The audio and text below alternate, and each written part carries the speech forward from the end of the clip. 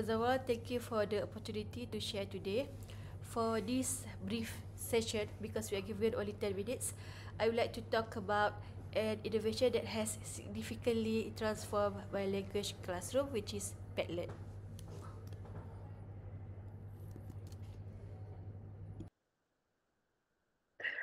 Okay, today I will be talking about the use of Padlet in the classroom.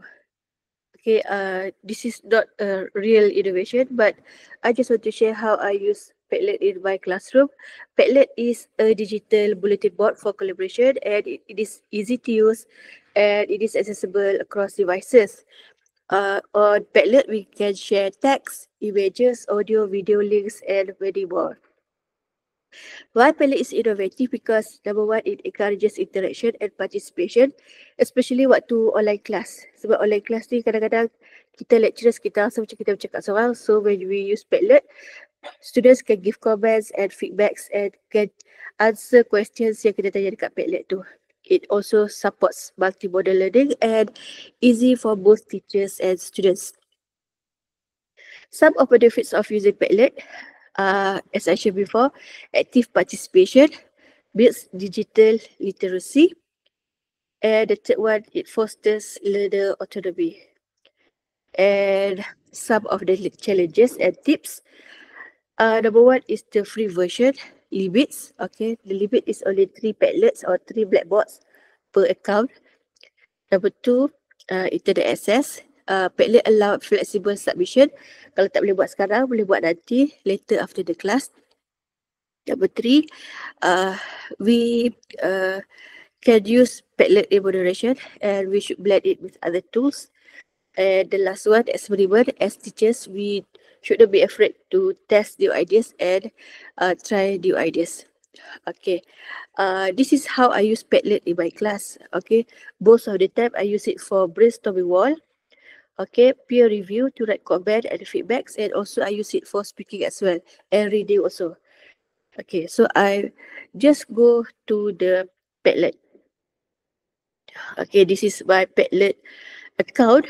Okay, I share this account with my husband. So jimat duit sikit. Because if we take a look at the price, it is 1990, RM9.90 for premium, and then ada lagi satu account tu 39.9. You can check the pricing later. Okay, so apa yang saya guna? Okay, I just want to share. This one is I use it as a place for students to put their assessment. Not assessment, their assignment. Apa yang saya suruh dia buat, just take a picture and share it. Okay, number two yang saya share, okay, this one is we want to rewrite the essay. Okay, so satu group buat introduction, satu group buat paragraph 3, paragraph 2, paragraph 4. So everyone is here, everything is here. Students can give feedback and comments. Ada lagi saya guna, this one is sama juga, letak essay dia pernah buat. This one is for brainstorming activity. I give them a topic. Social media platform should limit screen time for users. And there are two parts, agree, disagree. So student can write the answer. Okay, simply click and then they can write the answer. Sama ada they agree or disagree. This one is also the same.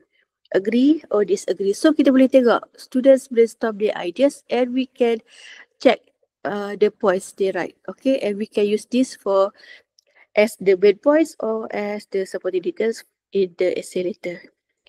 Okay, jadi what we call the four quarter, kita bagi topik, and then this one could be for writing and also for speaking. Strongly agree, strongly disagree, agree and disagree. This one dia boleh share topics dia tulis. This one is also brainstorming the benefits of reading. Okay, when we write this, okay, kita boleh we can ask them to write the points and then boleh cluster the points. So saya tukar colour. Improve vocab, learn the vocab, learn the word, reading can improve grammar, saya letak satu colour. And then biru-biru ni satu cluster pula, hijau pula satu cluster. Next, okay, ni share burger paragraph. So Sebelum ni saya share dekat WhatsApp, tapi WhatsApp jauh nak kena scroll. So bila kita letak kat sini, letak kat table ni, kita boleh tengok sebuah puja kerja kan. And this one saja buat soalan. 3 things I want to do before I get married. Saja kan. For some icebreaker activity, for instance, right? So apa lagi yang saya dah buat? Saya nak share. Okay, here. I played a game for icebreaker activity, 2 truths and a lie. So each student tulis nama, and then tulis 3 statement, and the rest guess which one is a lie. This one for icebreaking activity. And also for icebreaking activity, also I have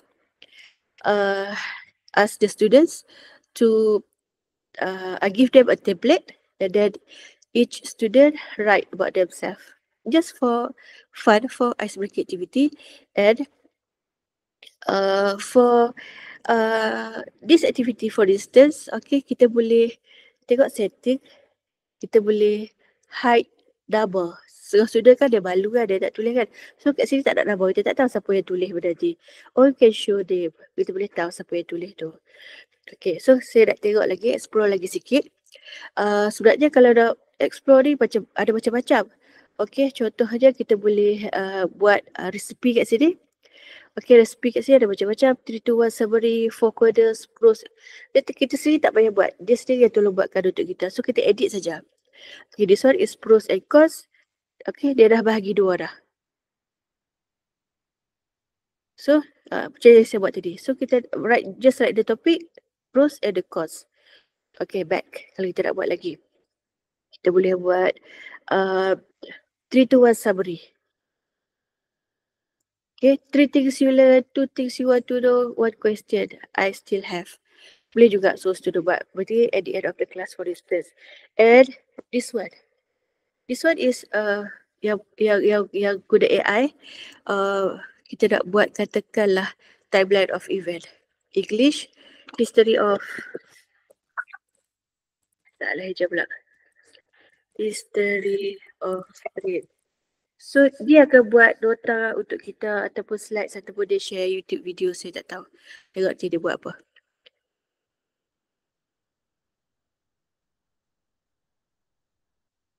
A few minutes.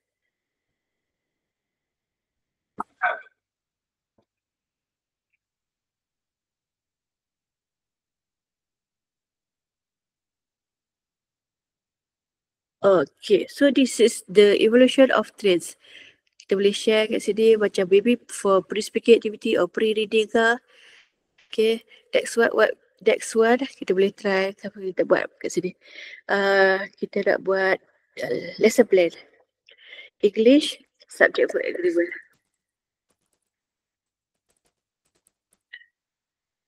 Kita pilih higher education. And then kita tengok dia buat apa untuk kita. It helps us to create our lesson plan, to create class activity, and we can have ideas for class activity dengan guna yang AI beta ni. Using Padlet ni kita kena explore je lah. Hari-hari kita akan belajar benda baru. So don't be afraid to explore. Right? Maybe we can have one class for using Padlet in classroom. Okay, so kat sini dah keluar dah. Learning objective, instructional, dia bagi link, bagi YouTube video, assessment kat mana kita boleh show student pergi untuk jawab assessment, exit ticket kita buat apa, group reflection kita buat apa, homework kita nak bagi apa. So kita boleh create our lesson plan. Dekat sini kita just bagi topik. Alright, so I think that's all for today. Sebab tak banyak masa, okay. Kalau nak cakap pasal Padlet ni mungkin